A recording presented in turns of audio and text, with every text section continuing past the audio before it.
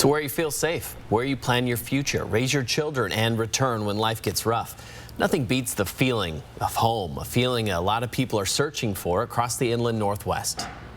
For half of the population that owns a house today, there is no housing crisis. For the other half, things seem to keep getting worse. Thanks for joining us for this special 30-minute edition of Inland Northwest Housing Crisis. I'm Aaron Luna. And I'm Kirsten O'Connor, and we're going to take a deep dive into how we got into this position and what's being done to change the way we approach affordable housing. In this half-hour special, the Inland Northwest Housing Crisis.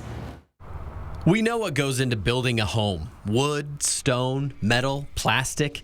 And somewhere along the way, it becomes a home.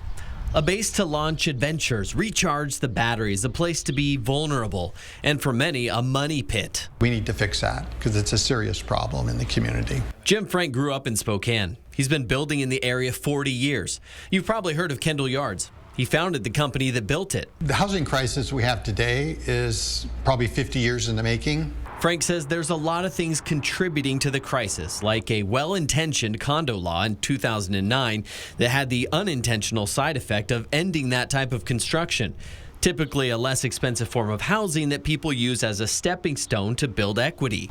Or the Growth Management Act in Washington. Its goal was to route housing to empty spaces in the city, but it didn't change the regulations to make building practical, which is why most new construction is outside city limits. Kootenai County today accounts for more than 50% of the new housing starts. From about 1990 to 2012, home prices went up. Declining interest rates offset those increases.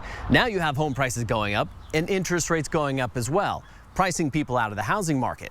And then, of course, you have the pandemic. Your favorite place to visit now became the ideal location to work remotely.